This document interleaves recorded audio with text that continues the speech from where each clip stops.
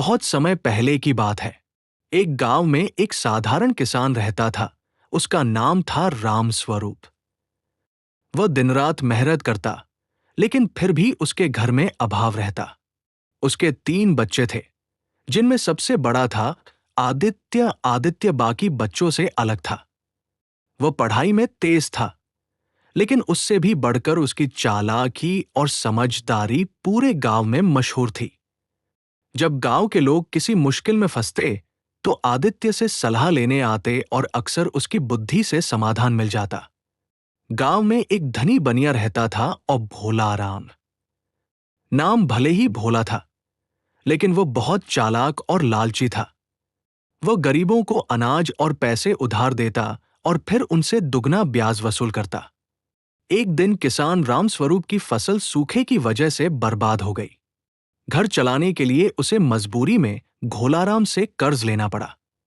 भोलाराम ने कागज पर शर्त लिखी, अगर किसान समय पर कर्ज नहीं चुका पाया तो उसकी आधी जमीन मेरी हो जाएगी। बेचारा किसान मजबूरी में दस्तखत कर बैठा। आदित्य ने कागज पढ़ा तो समझ गया कि भोलाराम ने जाल बिछाया है। उसने मन ही मन ठान लिया कि वह इस लालची बनिए को उसकी चाल का सबक जरूर सिखाएगा। समय बीता, लेकिन सूखे के कारण किसान पैसा लौटा नहीं पाया।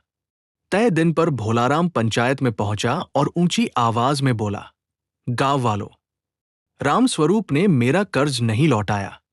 अब दस्तावेज के अनुसार उसकी आधी जमीन मेरी होगी।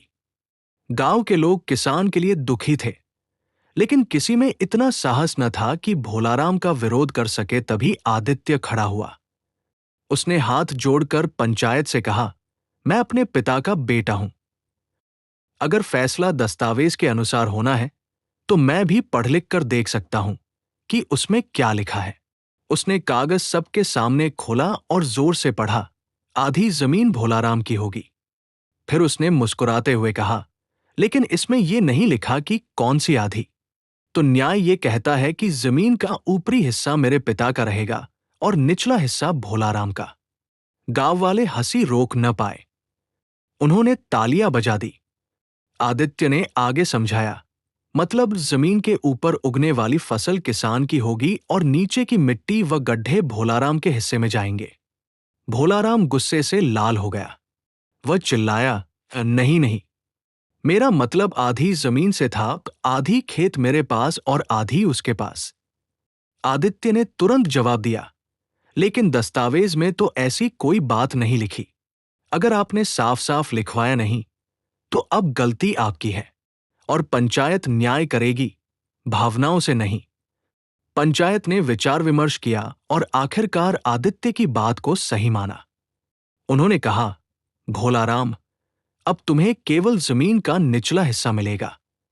ऊपर की फसल किसान की होगी। पूरा गांव खुशी से झूम उठा। भोलाराम शर्मिंदा होकर चला गया। उसकी चालाकी उसी पर भारी पड़ गई। उस दिन से उसने गरीबों का शोषण करना कम कर दिया।